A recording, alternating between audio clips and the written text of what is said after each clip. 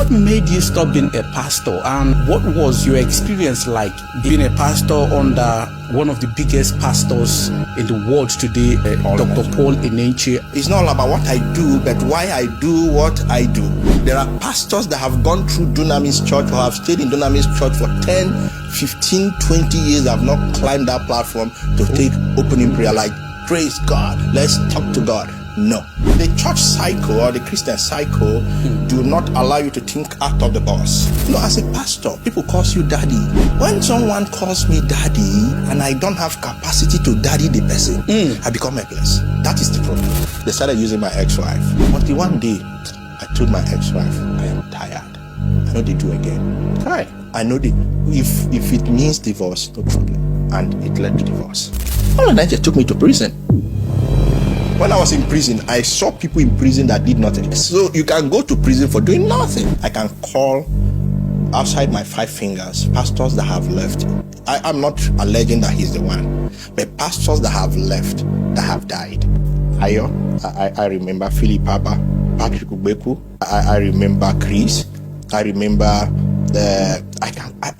it's because I didn't chronicle them. All these pastors have died. So many miracles, testimonies of these, the blind received his sight, the crippled walked. Tell us, these miracles, are they true?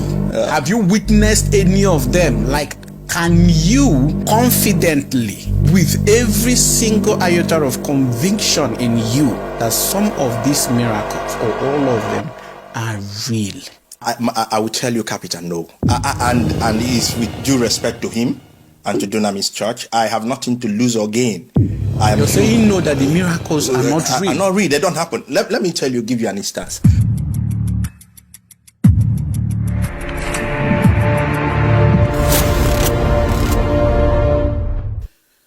Good day to you, beautiful followers of the Cartwood Podcast. Today we have a very wonderful person in our midst, a former pastor with the Dunamis Church. He's been a pastor for over 20 years, and today he's at the Cartwood Podcast studio to share some very exciting, surprising, and strange experiences that he has had over the years as a Christian, and not just a Christian, but as a pastor at the biggest level. So we welcome you.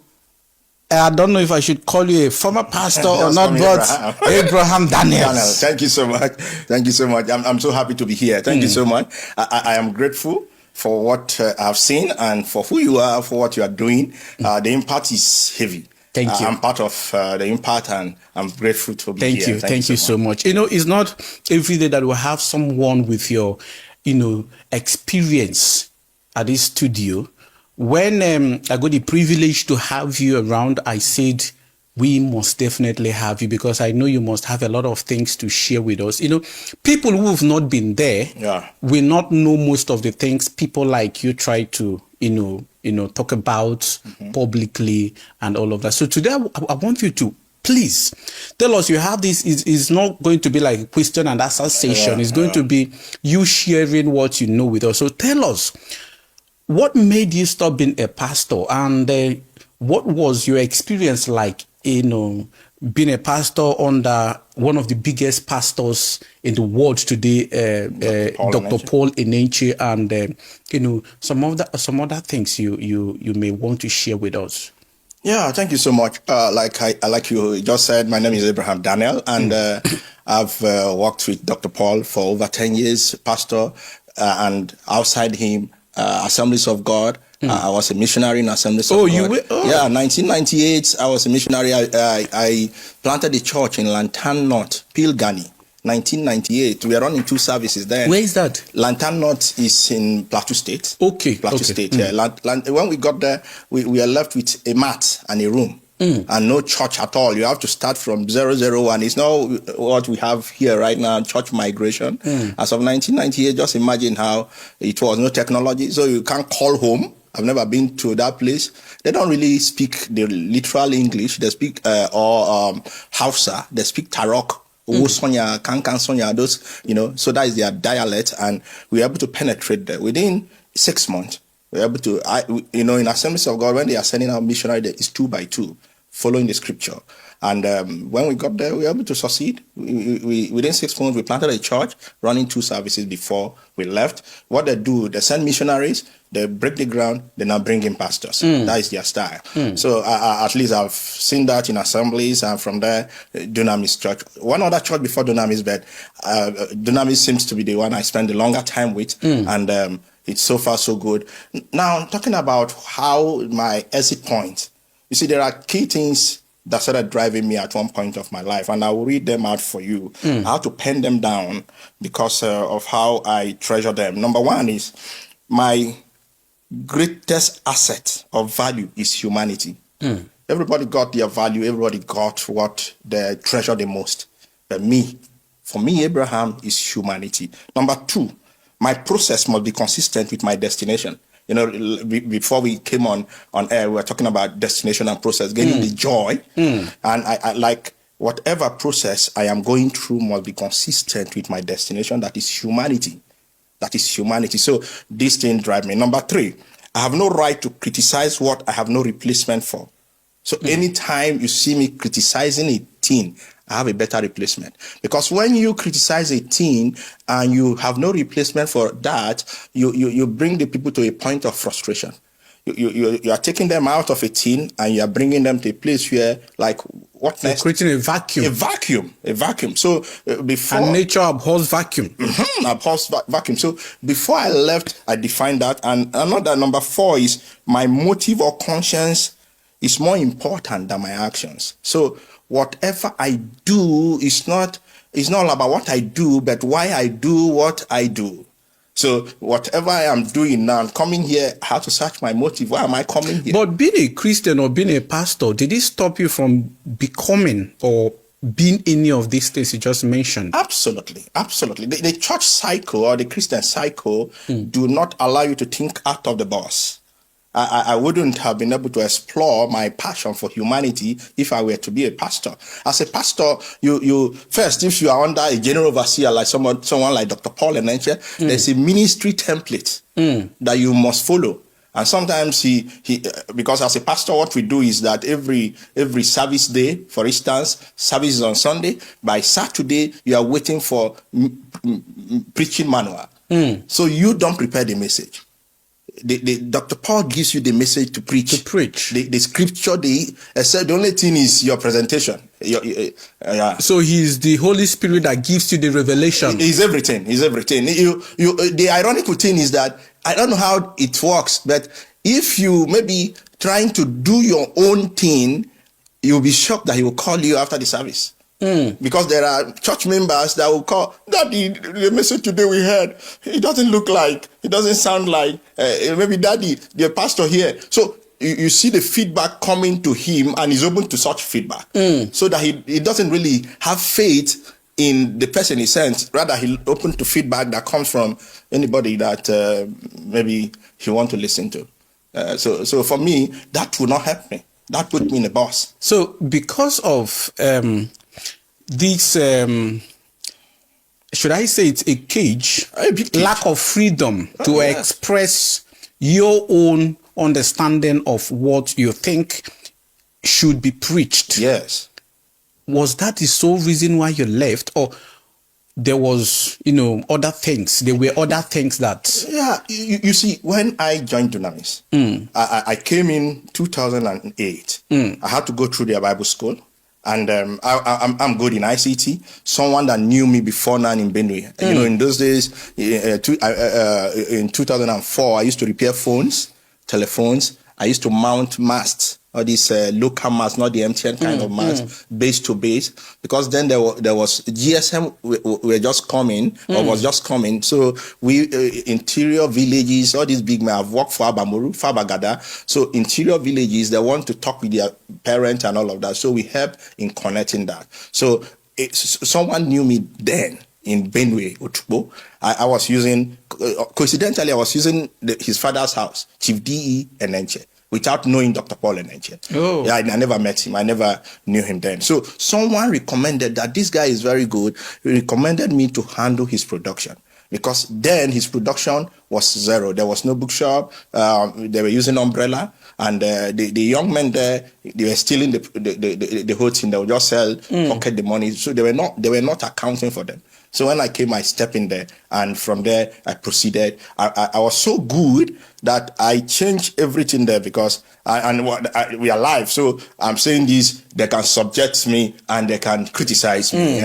So I was so good that I had to shift the production. I transformed the production before I left there. We built, of course, it's not just about me. I raised other staff that were able to stand by me, and we put up what Dunamis have now as a standard production. At one point, it cost me his pharmacist, because there was no topic that I won't have it here. Sometimes it calls me 1 a.m., 2 a.m. You can call me, Abraham. Where are you? I'll say, sir. Because we have this slogan: ministry is military. So if your senior pastor calls you, where are you? The answer is, where do you want me to be? Interesting. So you want me to be. So you're like, I want you to be here. You are there. You appear. You appear there. So you were you just in charge of the ICT department, or you were also a full-time pastor? I was a full-time pastor. As I was good at you were ordained. Yes, ordained by an angel, and the ordination was so rigorous. At that point, they have to take you through as a pastor. They'll do the ordination. You go. I think we had 3 days dry. 3 days dry. If you see people who are going like a skeleton, dry. Some people no water, and at the 3rd day he comes for impartation. So even at that, you find it very difficult to even, his platform to stand to take opening prayer. There are pastors that have gone through Dunamis Church or have stayed in Dunamis Church for 10, 15, 20 years, have not climbed that platform to take opening prayer. Like, praise God, let's talk to God. No. So it's so rigorous, like you're passing through the eyes of a needle. So there's no room for failure. So from there, in 2014, that was when I was posted out. I was posted to Cairo, New Cairo, the outskirts of FCT, New Cairo. And when I got there, I met 950 congregation. And within 3-4 years, we moved it to over 3,000. And we are running 5 services on Sunday, 2 services on Wednesday. I was the first pastor that hosted it. I started a school, because for me, I have heart for people. And that's one thing I talk about, my process, being consistent with my destination. While I was there, I saw, as a pastor, people call you daddy. Yeah. And when someone calls me daddy, and I don't have capacity to daddy the person, I become helpless. That is the problem. That is just, I have seen people come, daddy, we couldn't pay children's school fees. So my ex-wife, I said, no, we need to start a school. Now, the place was small. The other place, I got it on lease for 2 years. And we started the school. Apart from Dunamis Church Maraba and Dunamis headquarters, we are the next that started school in Dunamis Church FCT. And we started that school. I wanted the school free. Yes, because I had planned how it would be. The rich would pay the school fees of the poor. The early church had it like that. Those that had brought, and there was that even sharing. So, and I planned that maybe the last Sunday of the month, and I'll say, members, we need to see how we can pay our teachers, buy books. These things, when people see that you are doing the right thing, volunteers will come. You can have people that will teach for free, especially people that have capacity. Not everybody that can teach is broke. Some people have everything and they want to pour out their knowledge. They can say, sir, I want to make myself available. But when they see that you are making money out of the people, everything is being monetized, who will come? Even if they come, they will charge you for money. So when I wanted to do it, instruction came from headquarters, don't try. Because it's not part of our policy. Okay. Instruction came that you should not make the school free. Absolutely. Absolutely. Absolutely. And you can't do it. And this is coming from a supposed Church of Christ. Mission. That should be there to help, the needy and the poor. If you check out the mission schools, they are very expensive. The church is very close by. Just try, maybe take one of your ward there and say you want to enroll and hear the school fees. You will run. And you ask yourself, the church is on a land that they are not renewing. It's their land. The capacity we are talking about, how much is school fees? Okay, how much is teacher salary? Now, let me even ask you. Yeah. You've been a pastor under a nature.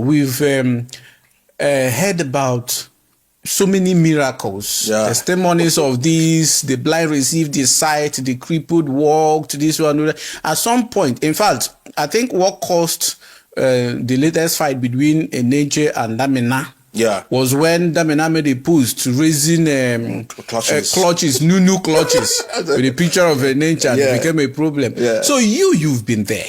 And I know you as a very bold, vocal person who must have gone through some troubles because of the revelations you've been, given since you left the church. Tell us, these miracles, are they true? Have you witnessed any of them? Like, can you confidently, categorically state with every single iota of conviction in you that some of these miracles or all of them are real? It's a very strong question, but I'll answer you. I will tell you, Captain, no. And it's with due respect to him and to Dunamis Church. I have nothing to lose or gain. You're saying no, that the miracles are not real? Are not real. They don't happen. Let me give you an instance. One major reason why I left is the frustration I had. After healing and deliverance service, we have more people that need healing than people that came for healing. I don't know whether you got me. After the healing service, you see people still want to see Daddy for prayer. I need to drink water. Please drink water. People frustrated. You could see frustration. And as a pastor, because when Daddy has gone, the wahala now is left for us because they have to meet us. Oh, Pastor, please, I need to see Daddy. I brought this person. I brought that person. And people, I'm like, whoa, where do I start from? Like, you could see pain. So what you're saying is that the real people, the real sick people that were brought for healing do not receive healing, but then strangers receive healing. Is that what you're saying? Now, you see, let me tell you something. When you're on the stage, it's different from reality. When you are in a crowded atmosphere, charged with, disco light and bam, bam, bam, or the music is slow, your emotion is being tapped into. It's different ball game when the lights are off and you have to face reality.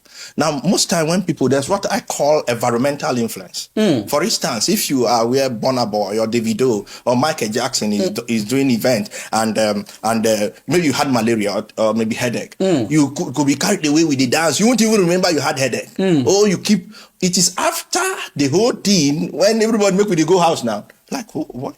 This thing, they disturb me. It's back. That is when reality comes. Or maybe you are in a stadium and they say, a tiger is here.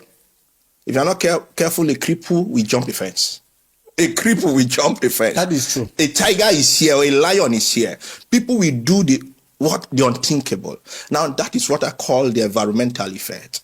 So when pastors or maybe Dr. Paul and he's doing all of that, you see that emotion. So Pastor, it is after the lights are off. Now the same person now is okay.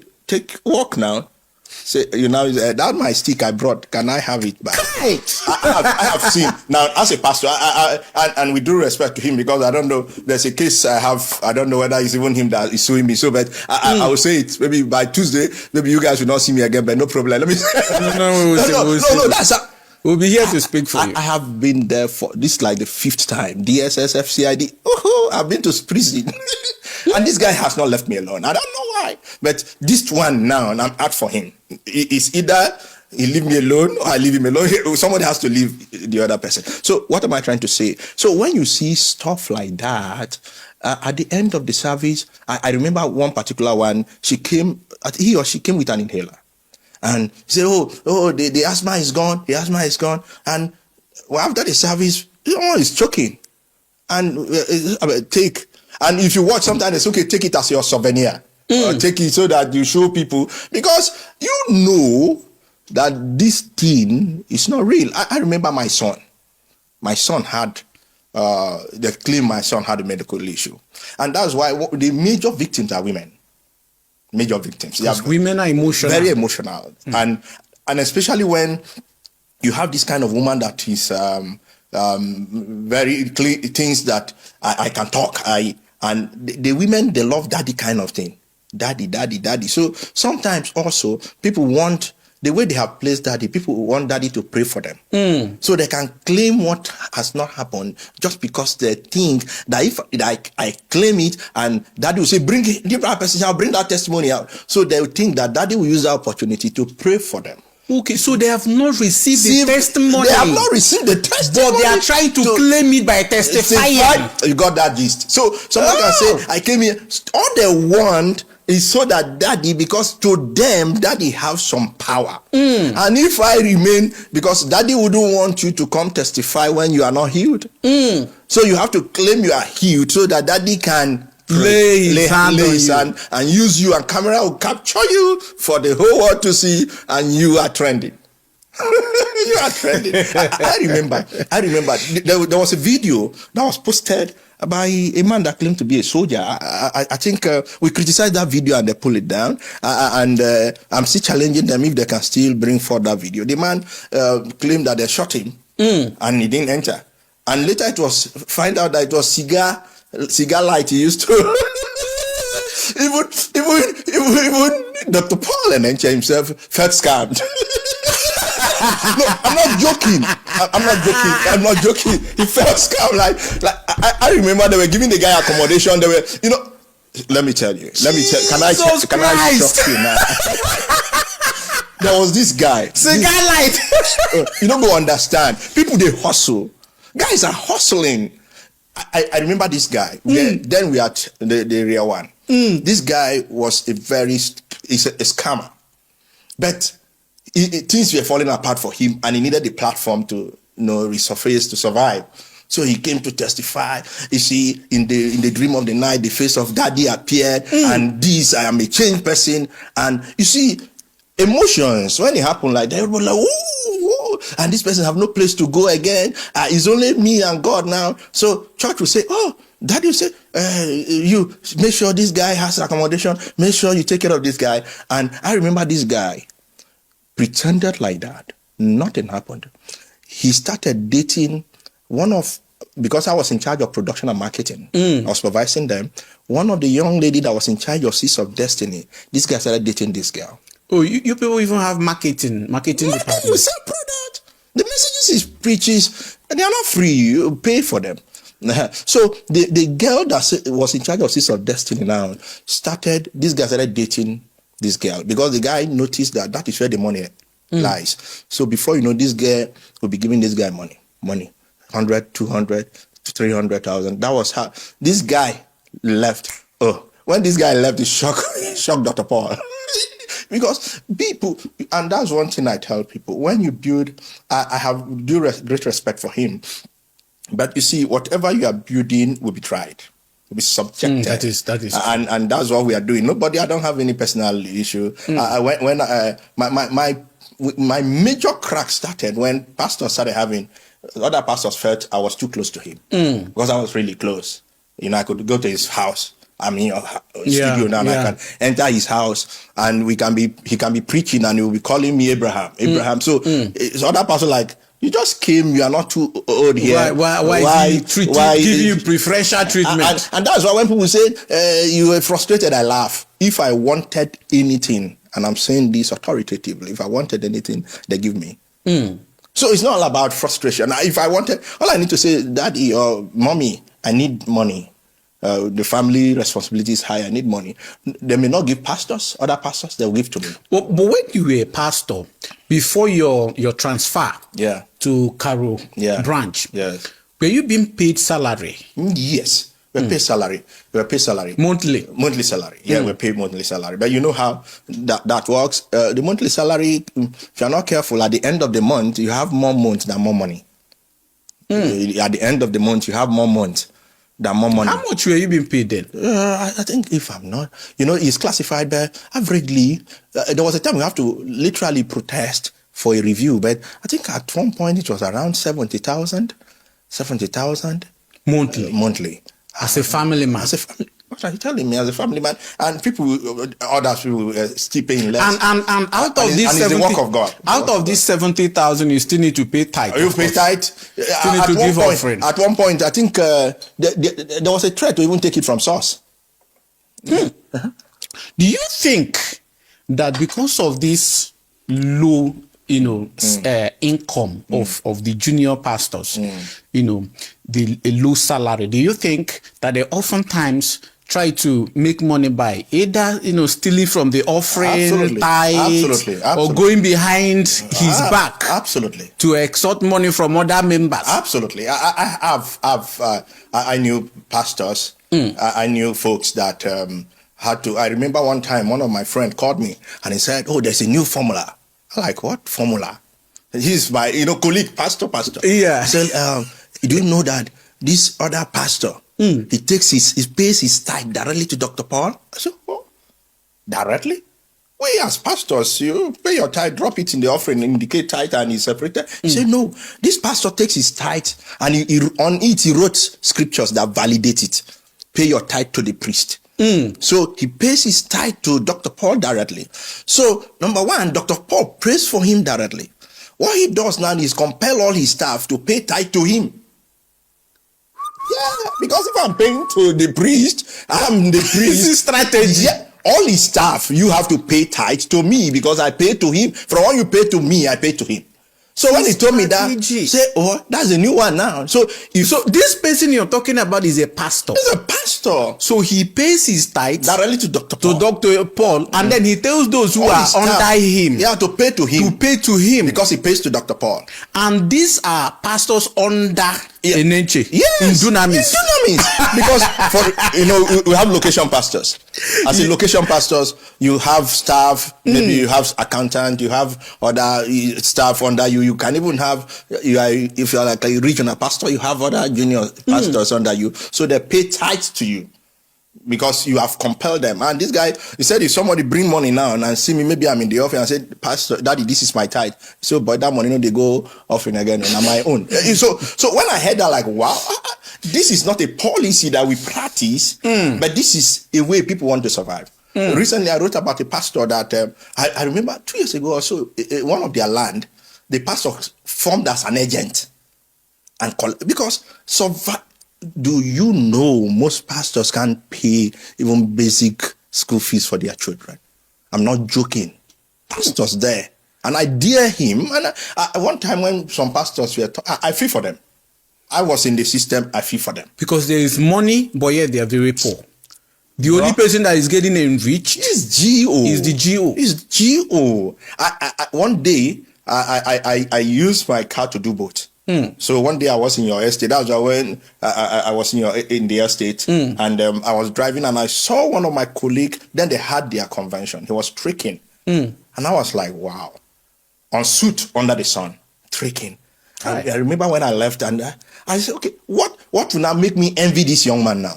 He didn't see me, but I saw him. Do you think that this is the reason why most pastors often refuse to perpetually submit to a bigger man of God? They run off to start their own ministry. Absolutely, it's business, and if I can do it on my own and make more money, why not? There's this young man, you see, and one time I told them, the problem you have with Dr. Paul is not anything but sharing formula. Because you left him and you are preaching the same thing. So why were you not there? Why didn't you remain there? I remember one of these guy, and he's in Enugu. He was pastoring in Enugu, and the next thing he wanted to leave. And I knew him because this guy he lost money, and he even got in touch with one of these scam stuff where they give people money. They were coming after them, and EFCC, I think one time, or police invited him due to the money thing. And you ask yourself, okay, you are here and you left. And now you are not preaching a different message. Like maybe you are talking like the pattern of Faith Damina. You are talking the same thing. Your topic, your team, almost the same. So why were you not there? Sharing formula. Now that you've made mention of Abel Damina, yes, I want you to tell me, since you've been a pastor under Enenche, and I'm sure you must have met Abel Damina. Yes, I have. Tell us, what exactly do you think is the problem between Enenche and Damina? Let me drink water. Tell us. We want to know. You know, I tell people, at least I know both characters, but I'm deeper more with Paul Enenche because I have served him. Yeah. Now, to be honest with you, whatever Abel said in terms of... It is too hot. I need to be drinking water. To be honest with you, I've met Dr. Abel. I heard his side of the story. I met him at Ibaino Hotel, Gudu, and he was sharing with me. Of course, his impact, even then, Dr. Paul Enenche have not disclaimed, but he was telling me, oh, this is what... And as a pastor... You know, when you are there, you know how your GEO started, even though he may not say it openly. Yeah. And of course, it was very clear that Abel played a major role for the kickoff of the church. And one time, while Dr. Paul Enenche, the problem with Dr. Paul Enenche, for him or to him, he has arrived so massive that to accept Abel as someone that brought him from that level to where he is like you are belittling him. It's just like you're a big man now, and your father has one leg. And you have friends around, and this was why he adopted Bishop Oyedepo. Yeah, he has to be. He needed someone above him, not below. Not supposedly below him. Because Abel Damina is a big guy. Yes, of course. Abel is not a loud monetary guy. He's a big guy. He is. We know him. I know him. At one point, he was even trying to know his investments. I know him. But he's not loud. Yeah. You know, Redipo is loud. Redipo is loud. And so Dr. Paul needed that kind of platform. So, and of course, people do things that work for them. You know, access. You need access. When you said, my father in the Lord is Dr. Paul, David Oyedepo. When you hear that, oh, is it David Oyedepo? The owner of this? Oh, come on. Access. So, for me, that was really obvious that Abel Damina, even at one point, some videos were posted. And of course, they had to try to debunk. The problem is that your past, you can never rewrite your past. Don't distort it. Just leave it the way it is. If you have a poor father, it doesn't make you, and now you are rich. That is in quote. Abel is not broke or poor. But Abel, his style of message, I remember we have hosted Abel before. And Abel have preached for him. And so for me, for him to say that, I was disappointed. When I heard that thing going up and down, I said, no, sir, you can do better. Was it disrespect to Abel Damina? Come on. No matter if your father is broke or your father is short or tall, it's your father. You can't change who your father is. You can't change who your father is. All you need to do is to see how you can improve and do better. If you have the concept of adopting a father, for me, it doesn't work anywhere. So tell me, when you left, did you leave the church Yeah. and the Christendom because of these frustrations, because you were paid so poorly, because of these staged and fake miracles, or you found out that there is a superior truth to what you once believed in? What exactly? That is the point I want you to talk about. Okay. You know, like I said, what led me to exit? One time. Or were you forcefully removed? Were you banished by Paul Enenche, or you left willingly on your own? Okay. Let me just give you a sharp chronicle and how it climaxed. At one time, a pastor in Makurdi region lost his wife, and all the Dunamis pastors were in a WhatsApp group. So we did not know.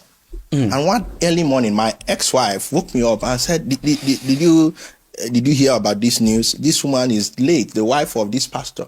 And I was shocked because as a pastor, I should know. Yeah. And I quickly went to the WhatsApp group. I said, sorry, please, to bring to your notice, I learned this pastor's wife died. What happened? We didn't know.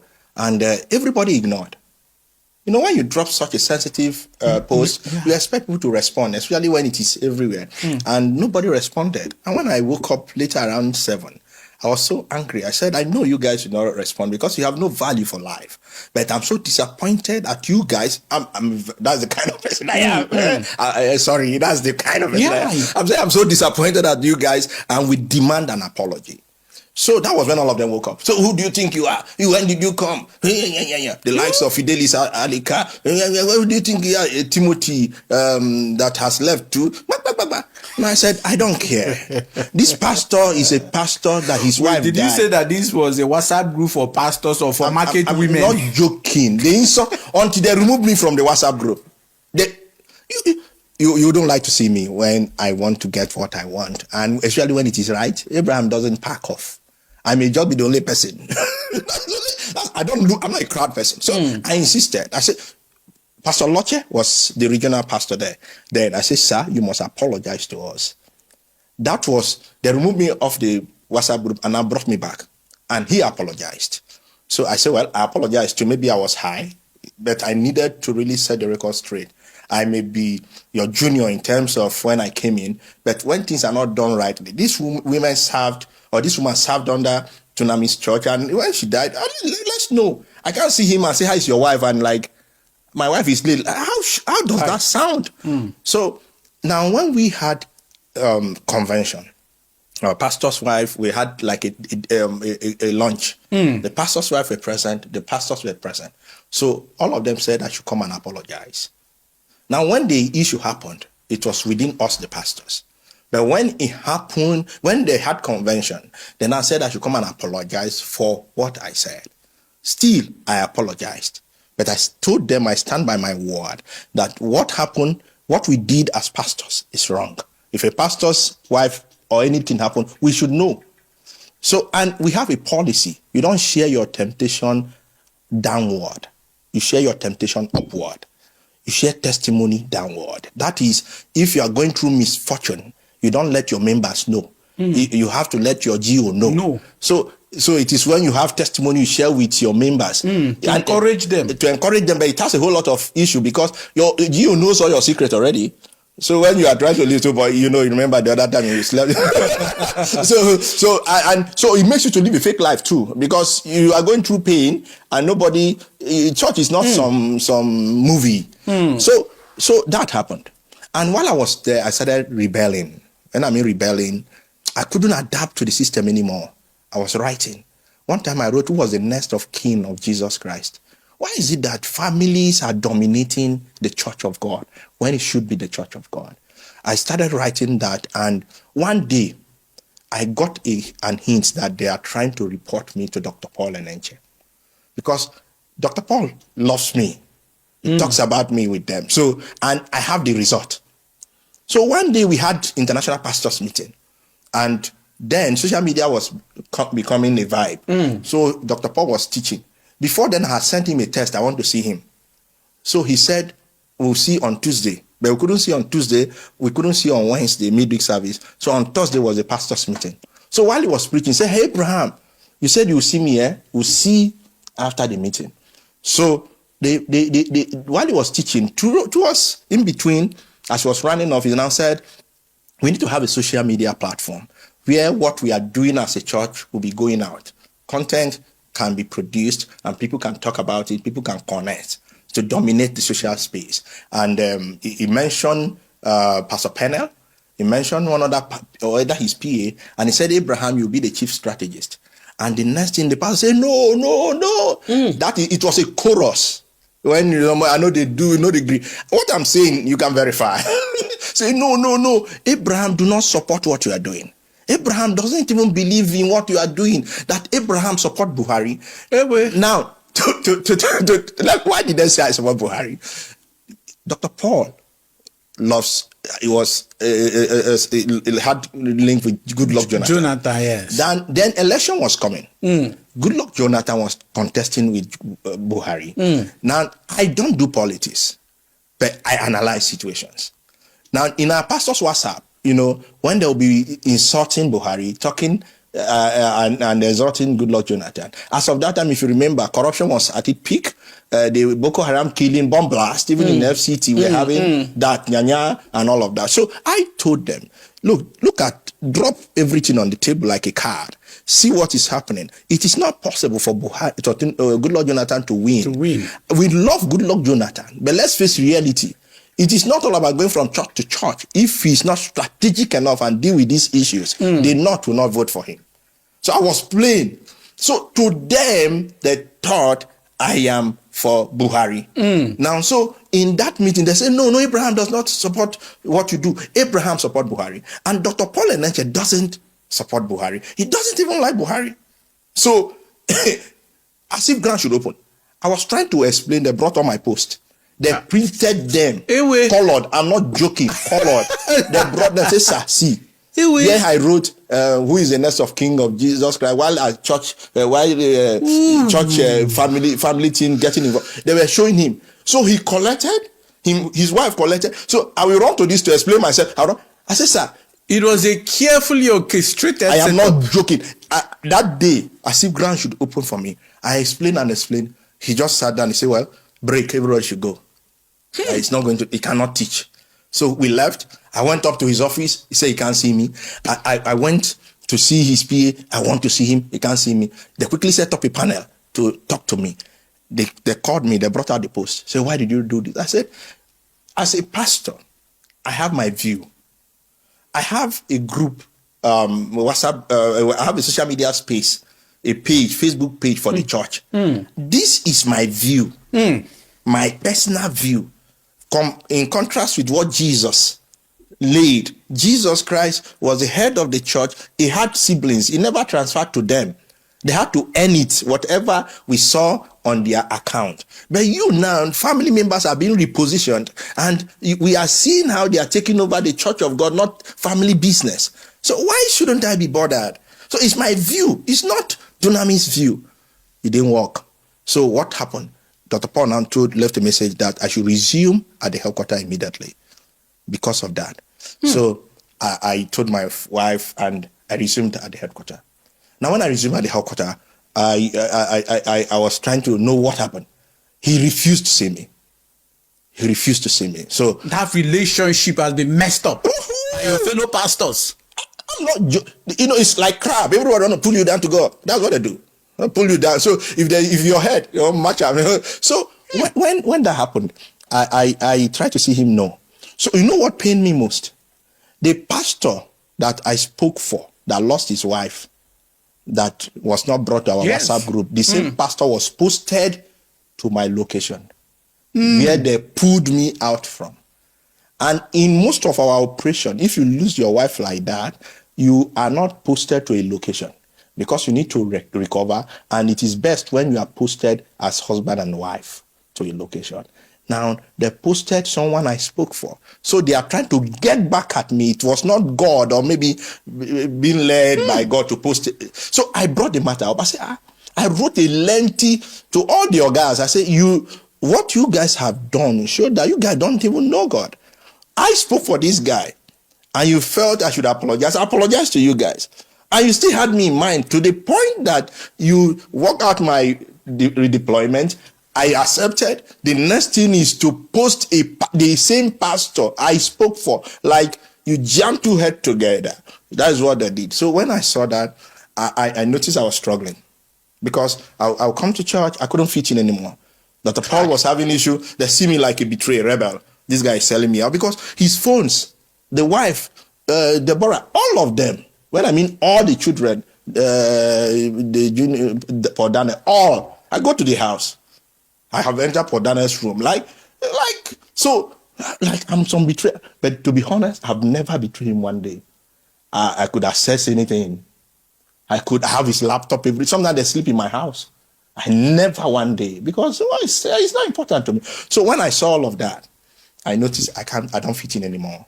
The passion for Jesus was stronger than the church thing. So I needed to exit. It was even my daughter, my children that drafted my resignation letter. Because I carried my family along.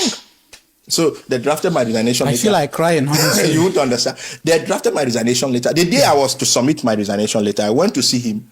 The way he received me, I said no. He was too, he would break down. Yeah. So I went back with it. Because I went there with my wife to thank him for all the services and to drop my resignation letter. But I couldn't. So I went back with it. Another day again, I returned. He was not in the office. I gave it to the admin, assistant admin, and he signed. That was how I resigned. When he called me, he said, no, that my resignation can make somebody run mad. I said, I understand, but I need to go. because I couldn't fit in any longer. My passion for church is no more the regular church. I wanted something more. I'm that kind of person. I always want more. Status quo. So the Jesus thing was driving me. While I was in Dunamis Church, I was listening to, if you know Joseph Prince, Joseph Prince that talks on grace. If you know Miles Munroe, I was so Miles Munroe, great. I was so addicted to Miles Munroe and Sunday Adelaja. Do you know I produced for Dr. Paul and the wife? So anytime I want to give them my laptop, I will hide some of those things. Because the wife asked me, are you sure you don't listen to Joseph Prince? Sunday Adelaja was the first enemy, biggest enemy of the Pentecostal pastors. They thought Sunday Adelaja was sponsoring me. Yeah, they thought that, are you sure? I said, no. People think, and that's the problem I have with people. Instead of you to face reality, you live by some illusion. Instead of something is going bad, instead of you say, no, somebody is using you. Nobody is using. Face reality. And let me tell you something. Some years ago, as a pastor, there's this pastor Ayo that left Dunamis. Was the first pastor that Dr. Paul raised and posted out. So he left. You know, he said he's not doing anymore. He resigned and left. He started a work in Kogi State. And it was during Christmas. As an ICT person and producer, he called me. He said, Abraham, can you come and set up my ICT for me? I said, okay. And it was holiday. It was my off time, so I was free. I used public transport. I went to Kogi. And we had Dunamis Church Kogi, Lokoja. So I said, well, let me branch and say hi to them. I branched to greet them. I saw my friend, the assistant pastor. I saw the main pastor. Oh, why are you in Lokoja? I said, I just came to see you guys. And I called the assistant pastor, please, I want to see Pastor Ayo. I need to do something for him. Can you direct me to his church? They directed me. Do you know, as I was doing the work, setting up and guiding them on what to do, equipment they should buy, do you know that they called Dr. Paul Enenche and told him that I was in Lokoja? Dr. Paul Enenche called the admin, Ochoga Emmanuel. Ochoga Emmanuel is in UK, so his name I'm calling. He called Ochoga that, where is Abraham? Ochoga called me, said, Abraham, where you did? I said, I'm in Lokoja. I'm trying to fix some things for Ayo. He said, return immediately. I returned. So I told Ayo, I started showing Ayo body language. I couldn't tell him what was happening. Because Ayo was your son, Ayo left, and it is the same work of God. The same work of God. So for me, innocency, I go help him. And of course, I will make some money too, because I set up equipment, you pay me for workmanship. So Ayo was trying to call me, I just ignore his call. Ayo is late now. Now, when that happened, he did that. Do you know? I'm telling you, and he will watch this, because I know his church member will send it to him. Do you know he kept malice with me for more than either 3 months? As a producer. You mean Dr. Paul Enenche? I'm not joking. Malice, because you tried to... I went to help Ayo. Let me tell you what happened. When that happened, we'll have HOD meetings in his office, because then we are still at Area 1 upstairs, like the 10th floor. So we got there, and everybody seated. I was seated. We were head of department too. And like, Abraham, are you sure you are meant to be here? We were like, Abraham, who go there? Because I record the event. So it's not like your guy now. You now tell him, are you sure you are supposed to be here? So how do we record? So like, I stood up, I left. So that happened until one day he called me to his office. And one thing about me, if you don't send me, I don't send you. I'm doing my job, and if you don't send me... If you say we'll get problem, tell me say we'll get problem. We'll go sort them out. So he called me, and one thing about me is, he knows me for boldness. He called me and I said, Abraham, do you know you're my son? I said, yes. Do you know I love you? I said, yes. But you know what you did is wrong? I said, oh, sorry. He said something I will never forget in my life. He said, the enemy of your father is your enemy. That thing sank. So Ayo was meant to be my enemy, because he's assumed enemy. And what did he do that he was assumed enemy? Nothing, because do you know, sir, as I am no more a pastor of Dunamis, it will be a taboo for any of Dunamis pastor to be seen around me. I remember when Philip Abba left. There's a Philip Abba. Philip Abba was like his deputy. They had issue, he left. For if as a pastor I need to see Philip Abba, I have to hide like a thief. Go and see him. Because the guy was so good to everybody. I served under him before I became, I moved to headquarters. But I can't see him publicly. I won't let anybody know that I saw him. Members will even call him. They don't have his numbers. I don't know how they do that. So the church thing for me at that point, no, I don't fit in here. So when I left, I started what I call Kingdom Culture Bible Church, still in New Carroll. So I did a vision presentation, and it was on Saturday. Just let people know why I left and all of that.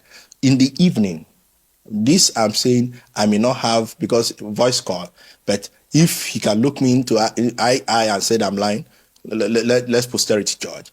He called me. I said, Abraham, I heard you are starting to work in New Carroll. Are you okay? Is something wrong with you? I said, sir, but I have left you. He said, but you didn't tell me that you are setting up a church. And of a truth, I didn't tell him. Because if I tell him I'm going to start a work, it will be hell. So I told him, well, you especially in New Carroll, where you built some members for him. So to him, that's my territory. And so for me, I need to work within where I know. My house is there. Where will I'm in New Carroll. I don't have money to go rent somewhere else. And so the insult was heavy. I dropped the call. So I started thinking, how will this man that have these big, massive branches is still bothered about petty things? Petty things. One day, let me shock you. I wore a shoe to his office. His desk is very high. So if somebody is coming, I wore a shoe to his office. He saw the shoe I wore. I said, Abraham, that's my kind of shoe. I said, this shoe? You know, in Area 1, then if you are going to the church, all these Hausa men used to sell shoe. I said, sir, that's where I bought that shoe from. He said, no, it's my kind of shoe. I stopped wearing that shoe. Yeah, because Oga saw my shoe. It's just like you saw one of your. That's my kind of. I stopped wearing because I never wanted something that. So for me, I had to leave that cycle. And when I left, the internal journey continued. So he was the reason why you could not continue with the church. The scenario of that Buhari, where they said I saw Buhari and brought up my post. No, I'm even talking about the church you started. Yes. I had to stop. And you know, bro, my talk no they finish. They started using my ex-wife. Oh, my brother. You see, if the day you get involved in church politics, if the day, don't ever get yourself involved. I can call, I am not playing. I can call outside my 5 fingers pastors that have left. I'm not alleging that he's the one, but pastors that have left, that have died. Ayo, I remember Philip Abba, Patrick Ubeku. I remember Chris. I remember it's because I didn't chronicle them. All these pastors have died. This is how the system works. When you leave, they need you to be struggling, to validate that you left a cover. You've now been cursed. You know, I read a comment on one of your videos. Beautiful. Someday, and this comment came from a member of Dunamis. Okay. It was he made something. He said something. He said it's a woman actually. Okay. She said that you should go and check your life now, and check your life when you were with Dunamis. So what they do is that they have to bring you to that point where you are broke, you are struggling, and they will now tell their pastors. You see, when our pastors may have said that this one I heard from him. They say this guy left, he's struggling. You see, things are not working for him because he left the cover. And what they do, vulnerable wives. I remember one pastor, the wife came to ask for house rent. And what they do, they will tell you to come and see them after service. After service is when the church have closed and all of us will be walking, we'll see her, see a woman seated like, so, madam, she'll greet. Why are you here? Oh, I want to see daddy. I want to see daddy. So she will eventually see daddy. And later, you saw her when, do you see that pastor's wife? She came to beg money for her Hey, I'm not joking. Money for food. For food. So you now, oh boy, I know they go anywhere. Now here I die. Because the message will be like, if you leave, you will suffer the same thing. And that is why court is an understatement. When it comes to some of these Pentecostal pastors. When I left, my ex-wife became her. I would attend meetings. She would go and sit at the back. She doesn't want to identify with you. She said I must return back. She doesn't want to inherit your curse. He said that curse. She made my children to have the same mindset that I must return back to Dunamis. To the extent that I was tempted, I had to call them. I had to make an attempt to even come back. That was around the same 2019, early part of 2019. I had to even come back here. It's okay. You want me to come back for there to be peace? Okay, I will return back. Pastors were my ex, because that's what they do. They will crack into your family, and there can't be peace if a woman tells you. If woman say no, get peace for your house, and she's your wife. Especially some of us that grew up in a very humble home that have respect for people. We are not. I don't drink. I don't smoke. I don't see now. Even though I my dread and all, these are all costumes. I have. There's a hashtag I have for anti-profiling. I hate when people profile. Yeah. So do you know? One day, my ex-wife said, I now called him. I said, sir, I want to see you. He said, okay. He's doing prayer now. That after the prayer, it was like this January kind of prayer. So we met, and I told him, okay, I want to come back. I said, oh, so okay, that's good. And that everything you said about the church, I need to go and unsay it. Why will I talk right about the church? Am I bigger than Adeboye? You see that mindset that some people have the key, the access code, the password. So they have that mindset. So how can somebody like me be talking about church reform when the bigger guys are not talking about it? So he said, who are you? You talk about church reform. Who are you? Is there? Do you have evidence? What they call evidence is a card, a big auditorium. They don't understand that intellectualism. Sometimes ideas. they do understand, but they just don't want to accept it. Yeah, because they don't have capacity to ride on that. And so when he told they've walked so deep into the dark that finding the light becomes impossible. It's not child's play. When that happened, and I said, okay. Then I said, okay, you see, they won't place me, I won't return as a pastor, but then I started giving me their gadget again. So I will just go sit, help. So anytime they are preaching, I'll be pressing my phone. Because my mind has left. Anytime they are preaching, he's preaching, I'll just be chatting, writing online. Still be looking for trouble online. I don't know whether you understand. I'm still invalidating what he's saying online. So one day, I told him, okay, I'm doing your job for you. I moved to Lugbe. I was in Lugbe Federal. I was in a new site. I said, okay, I don't have anything now. My children have changed school. Can you, the money you pay me in bulk so that I can fix a school for my children and I can get a car for myself so that I used to do Uber because the car I had was not verified by Uber. And they said they can't buy a car for me, but they gave me, I think, 200,000. So I had to get a car on hire purchase and I was paying small, and I was doing their job. Until one day, I told my ex-wife, I am tired. I know they do again. Okay. I know if it means divorce, no problem.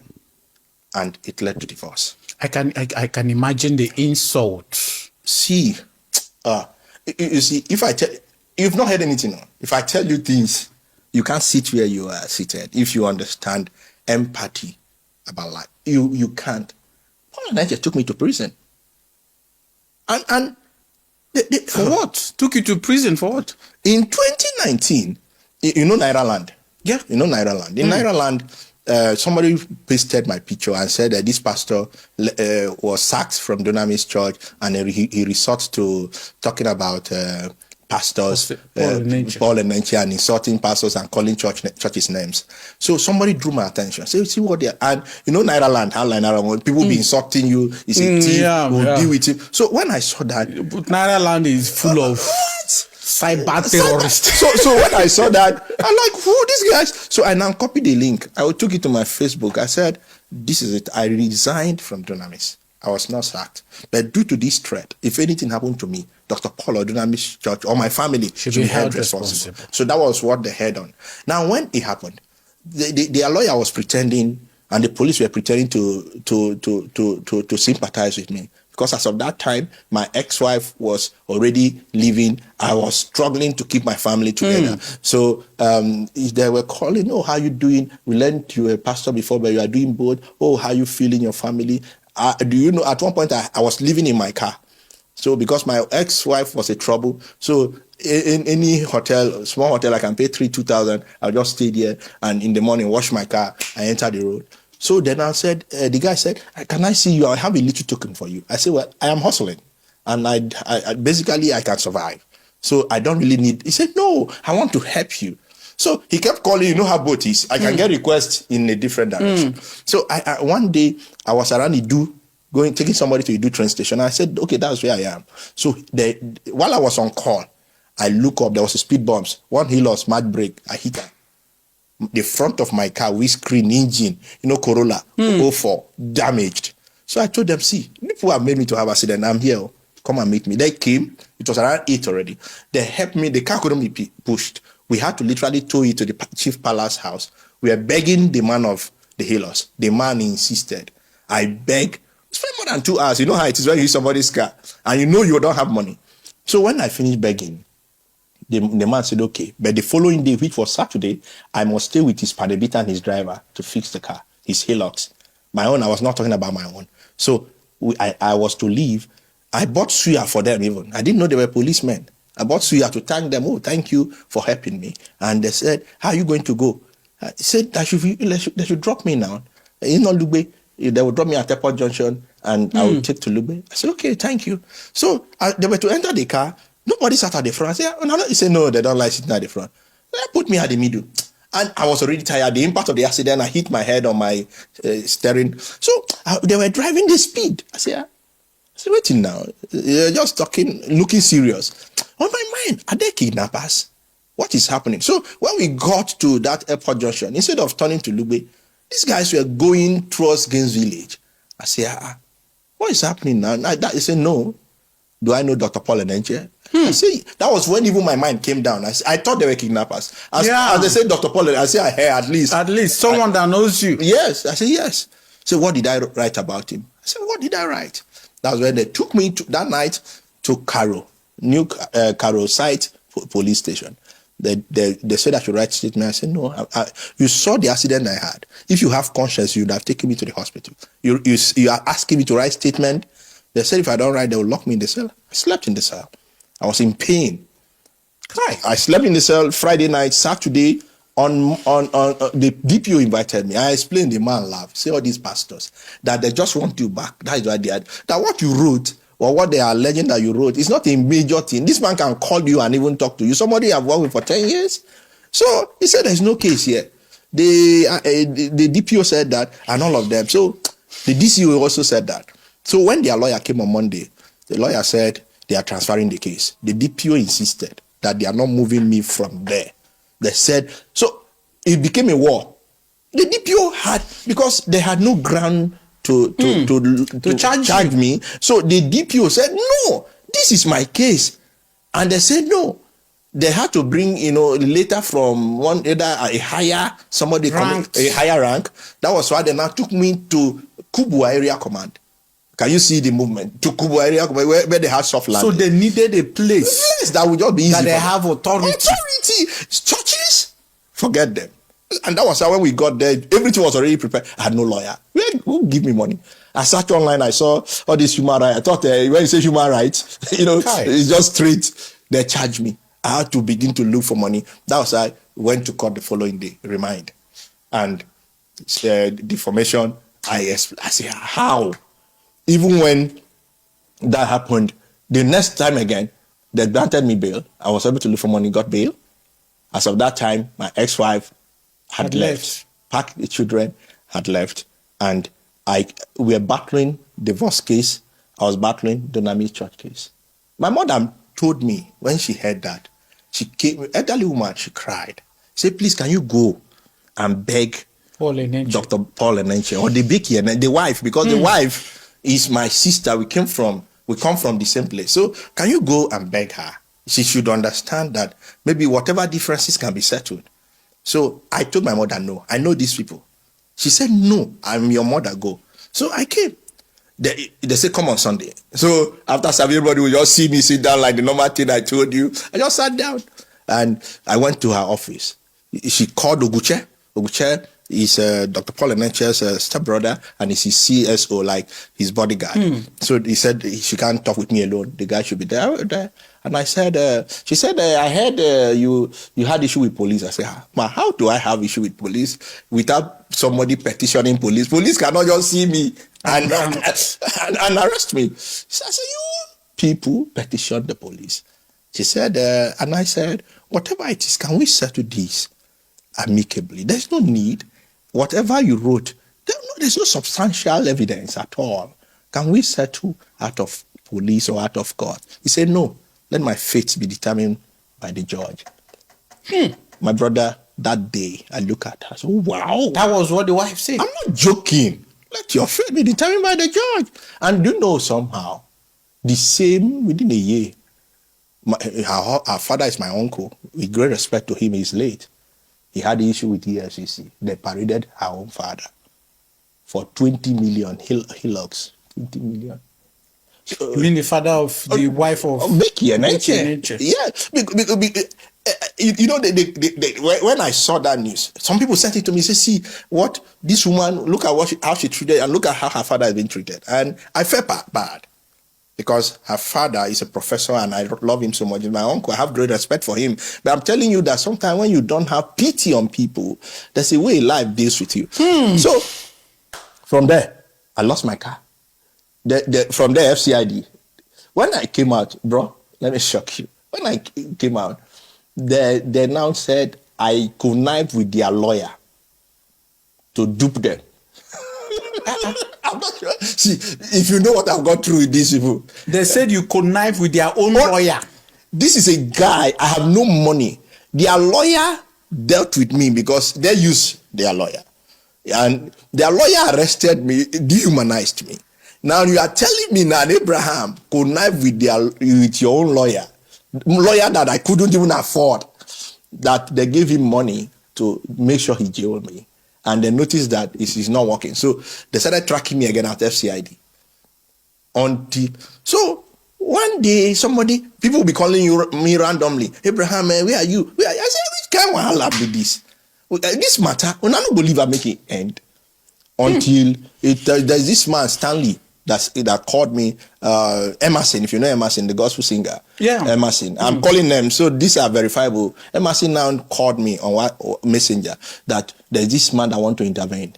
That I used to know Stanley through Dr. Paul, because Stanley comes to the headquarters, and I used to give him content on his phone and iPad, even do work for him to send to his wife. So Stanley now spoke with me. We met in the evening with his police and all of that. He said, I will personally take you, and we'll see how we can resolve this matter. As of that time, Sahara reporters have taken the news.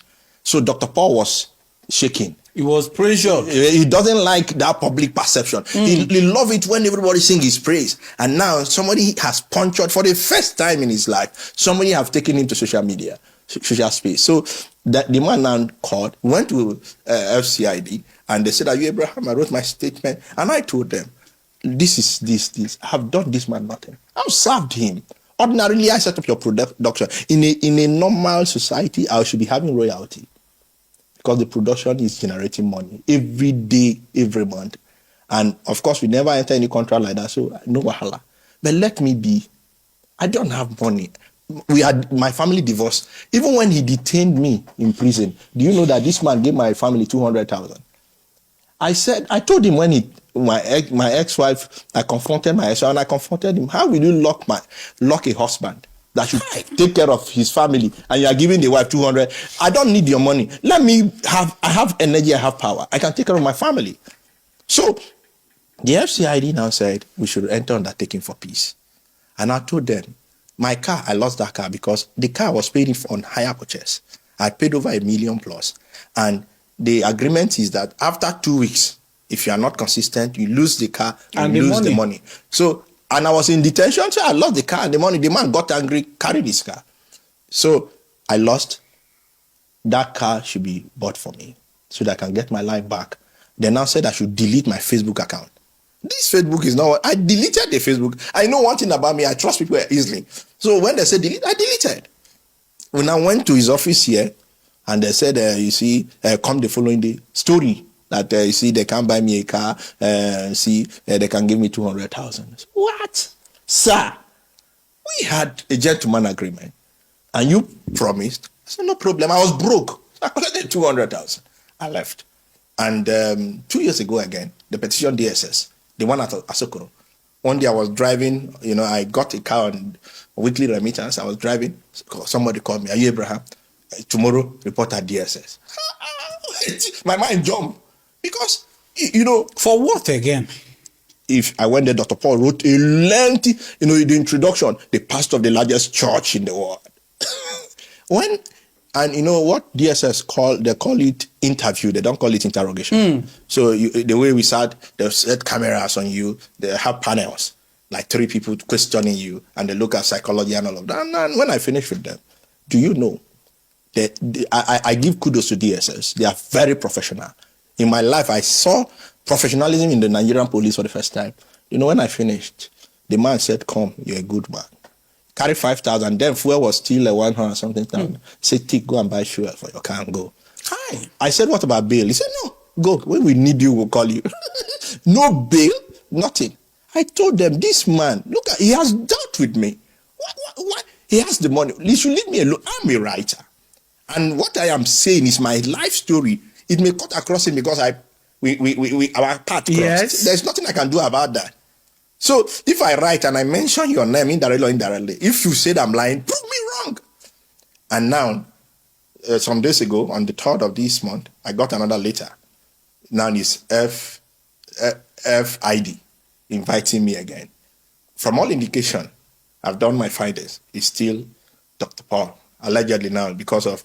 But why is it that it is difficult for them to let this slide? Is it that you honestly, if at this point I would have to advise you to be careful for your own life? Yeah. Do you know? Let me shock you. Because just like you said earlier, you mentioned about 5 pastors who've left the church and now they are no longer alive. They are no longer alive. So you need to be very, Timothy very Akas just died recently.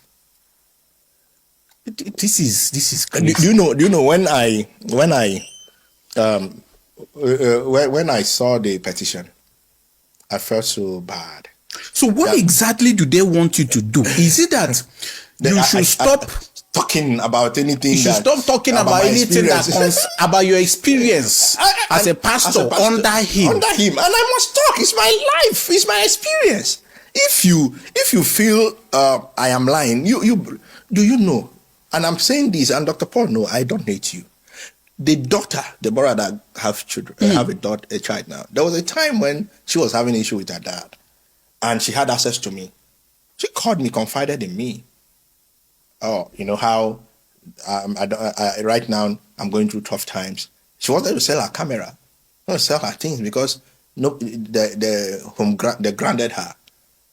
And if I were to, I subtly discourage her. I didn't help her to get a buyer because she couldn't go out of the house, and she needed, and she didn't have access to money. And because I was close to her and the father and the mother, I could enter, I could collect, I could sell, I could give her the money. But I discouraged her subtly. I would have exploited her. I would have taken advantage of her. And that's one thing people don't understand. Good people are the ones that suffer. One time in this headquarters here, when we went for settlement, the Oguche that work with civil defense, we were joking and talking. And Oguche was there. Paul, there's another Paul that is in head of the school. Oguche brought out a pistol. We're joking, say, oh boy, see, it was saying another person. I go, boy, but one thing about me, I have a clear conscience. There's one guy that used to write petition against me, Naimeka, he's late.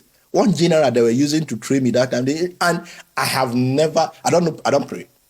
I have a conscience. I just told you about my value. I read them for you. So I don't, if I'm going out, I don't go out. I know if the only thing I know is we all die. But, someday. So if I stay in my house, I can die. When I was in prison, I saw people in prison that did nothing. Yes, so you can go to prison for doing nothing. Exactly. So if I am going to suffer for a cause that will transform humanity, so be it. So when the guy showed me the God, I wrote about it. And they pleaded I should let it slide because he was not licensed. Civil defense is not even licensed to carry a pistol. So what am I trying to say? We have seen threat. When I mean threat, but humanity first. Humanity. I'm feeling cold. Humanity I'm feeling cold. So when I left Christianity, because for me. But don't you think that you're reacting out of anger, leaving Christianity? Don't you think it's because of how much you've been provoked by just a few, pastors? Pastors, okay.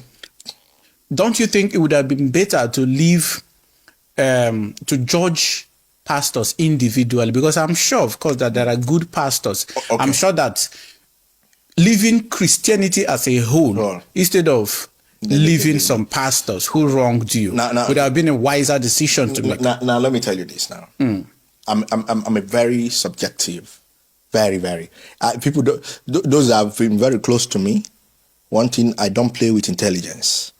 I don't play with subjectivity. I believe to scrutinize. I told people my loyalties end. So when I left all of that, I started journeying. There's this internal journeying, and the scrutiny continued. Like, okay, God is my father, and I'm his child. I have children. I relate. Our relationship is not because they earn what I give to them. They deserve it because I'm their father. I brought them to this life. God is my father. I've seen the life of Jesus Christ. I've seen the teachings of the early church. But it's two different words. People have to pray. People have to fast. People have to call on God. Christians suffer more. But they still hold on to the word of God. And when I saw all of that, I've read about Jesus. I don't play when it comes to Jesus. At one point, I got a Bible for 50,000. If I show you my Bible, the way I mark, I forgot. If not, I didn't drive. If not, I would have brought it. If you see the way I mark New Testament, I was eating. I don't read to preach. I was looking for something. At the end, I saw more questions, no answer. I came out with a conclusion. Humanity created God. Now it's a tough one. It's a tough one that people may not understand. Because this all happened seamlessly, like almost the same time. People think I was angry. So because of the anger, like you just mentioned. No. To be honest with you, if I see Dr. Paul now, I'll hug him. I sleep like a baby. When I went to prison, as I was coming out, I looked fresh. I'm not joking. I had no money in prison, but I looked fresh. I'll be snoring, they'll be praying and disturbing me. I said, can you let me be? When they were carrying me to prison, I was sleeping in the car. I'm that kind of person. Rest. That's the kind of person I am. So what am I trying to say? I notice human created God. The poor were giving God so that they won't kill the rich. The poor were giving God so that they won't subject the rich. Because when you understand that you have God, and God is big, you have a reward up there, and the reward is not compared to here, oppression is easier. So what you're saying is that the idea, the concept of God was created by man. Was a creation, a divine creation of the rich. Yeah, to control the poor. To keep the poor and loyal. And loyal. The poor will always be loyal with religion. The day the poor begin to understand who they are, not even having money, just know who you are, they will rebel. I'm talking, and it cut across all religion. And people don't understand. There's a difference between culture and religion.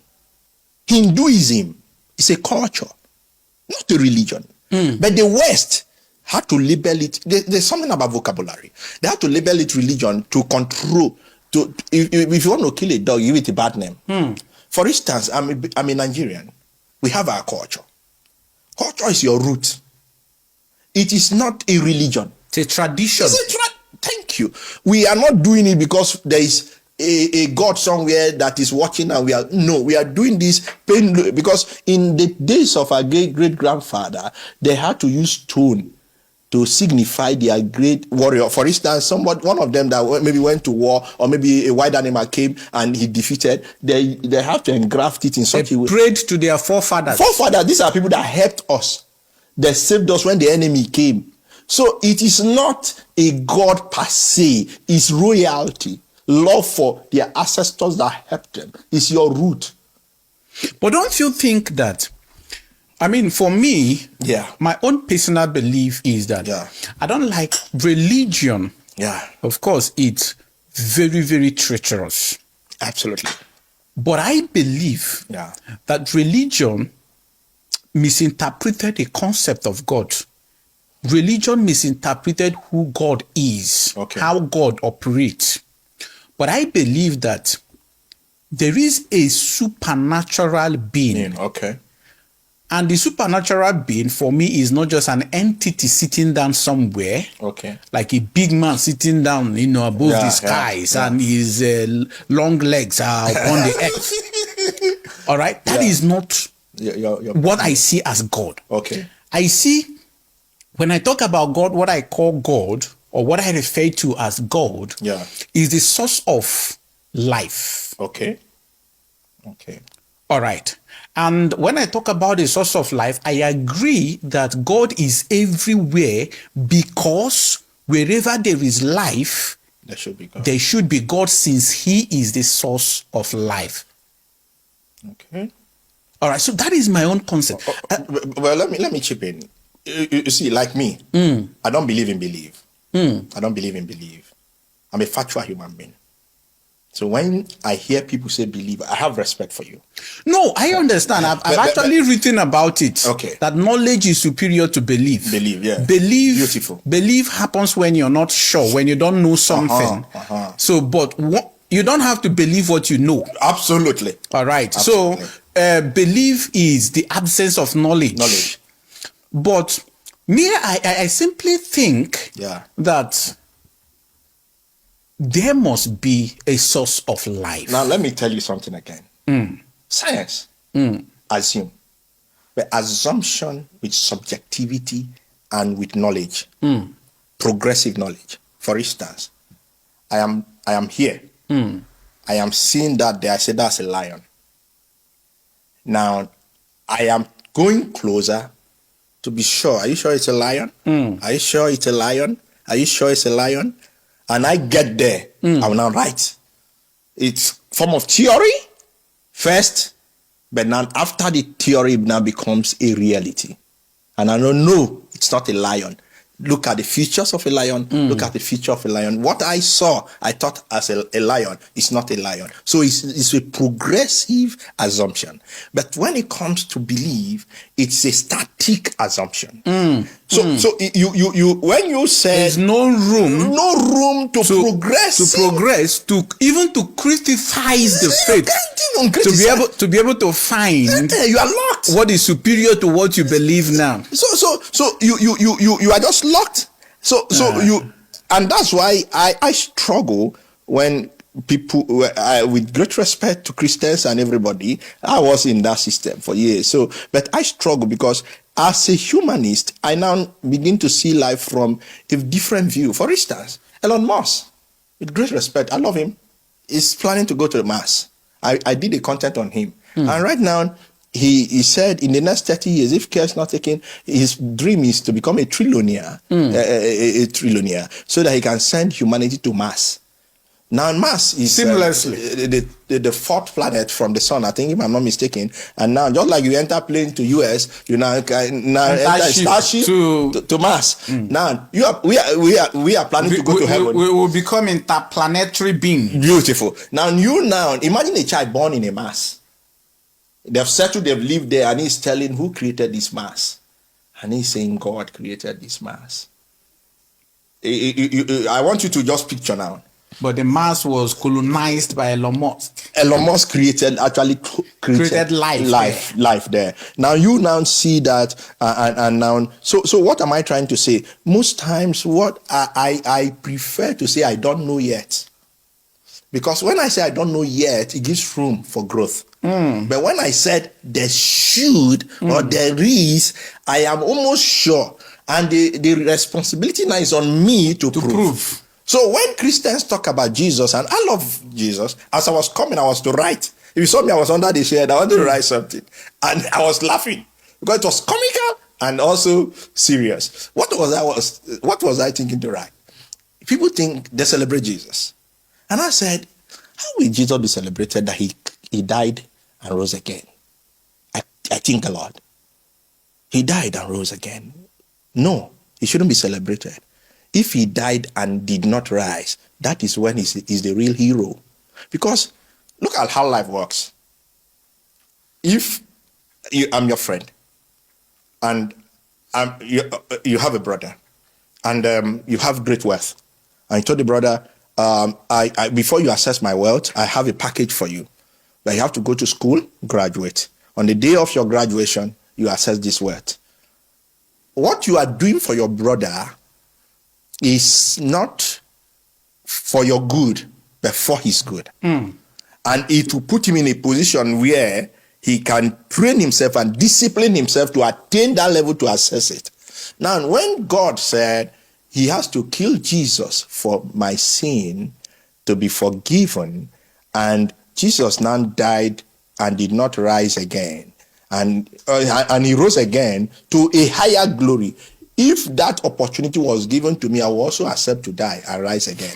No, so it was not really a sacrifice, bro, because he still came back. He came back with a higher glory, and anybody could have accepted to do the same thing. I will accept. If God give me that opportunity, I want to die and rise again. It become a commando. So the story wasn't so sacrifice enough. Becomes a real thing when you lose something. Beautiful and permanent. Our soldiers. Sacrifice is to give up something, not to deposit and receive. And receive double. It's a game. It's a game. It's a game. If you look at the Nigerian soldiers, the soldiers, they go to battle, die. They sacrifice. They're not coming back. They're gone. That's sacrifice. They sacrifice their lives. They are the real hero. They are the real Jesus. So, but we I feel pain when people talk about these things. And while I was evolving as a humanist, if I could, because I deleted my account because of what I told you. But initially I was seeing Jesus as one of the greatest humanists. I'm not lying. I was seeing him as one of the greatest humanists. But as I was evolving, I was subjecting him. He wasn't. It's a tale, a story. And remember a story of a woman that came to him and told him, help my daughter. And he said he doesn't give holy things to dog. You remember that? It can't come from a humanist. Because a humanist is driven by empathy, not sympathy. You don't classify. Humanity is one. Humanity is one. Either in Europe, in Russia, in anywhere in the world. Our color is our uniqueness, but we are one. If somebody need kidney and mine matches, I will donate. A white man, a black man. The language and all of that is for synergy, is for beauty. And I did a content about humanity. And I said humanity thrives in synergy and complementation, not competition. But don't you think that what Jesus meant in that verse is not giving something to someone that will not value it or does not know the value? It's like you now. Most of what you know, your knowledge. There are people you could be having this discussion with. They don't understand you. They don't know what you're saying. To them, you're saying nonsense. Absolutely. All right. And then imagine you every day waking up to talk to such people. You know that they are not open-minded enough to even listen to what you're saying, to process the knowledge. So, for me, I think this is what Jesus was talking about. Okay. Because there's no need. Giving what belongs to humans, to pigs, to dogs. Dogs will not see the value of it. Yeah. Now, but you have a point. But if you are to see him from the angle of God in man, I'm seeing God in man now. So I'm subjecting him as God on earth. I'm not subjecting him from your point of view. And that's why I said subjection. We are criticizing him now, not as a man God. That's what the Bible said. So if a man God, he knows that the woman needs it, because the daughter was in dear need of healing. Now, there was another time they told him about a building that collapsed and killed people. And he told them, if you don't repent, you will likewise perish. So when you see, as a humanist, so, 2018 I was robbed. I was robbed 2018 around January, February. Then I was still a pastor. I left Dunamis around August or so. In December of that same month, I was robbed. Do you know? I went to preach. The one of February, I went to preach in church. And it was at the tail end of the preaching. I told them, do you know how Robert left my house this morning? And I blessed those people. That is, I don't have capacity to curse them. Most time people act based on what they know. And that is why, if you remember what I told you as my license, driving license, I judge motive more than actions. So when I see people calling somebody a bad person, I don't retrieve. Why did this person do what the person did? So should I react? I learn to be proactive. So for me, if you look at the concept of the Bible, if, for instance, sir, you are my brother, our kidney, our lungs, our intestine, external, and organ, all of them came with us. If God exists and the Bible is the word of God, it should come with us naturally like a manual. It shouldn't depend on some individuals to be the custodian and keep dropping them in trickles. I actually agree with you in regards to this Bible of a thing, because I mean, for me, God, who is so wise, so powerful. So powerful, is omnipresent, omniscience, omnipotent, and all of that. He should have seen, if the Bible truly came from him, he should have seen that a book can be corrupted by man. And he doesn't make it easier for those he wishes to save to understand even the Bible. The Bible is now a book that is full of contradictions. It's full of different interpretations. This one says it means this one says, so no one really knows the right way. It seems that everyone is now confused. We're a whole bunch of confusion.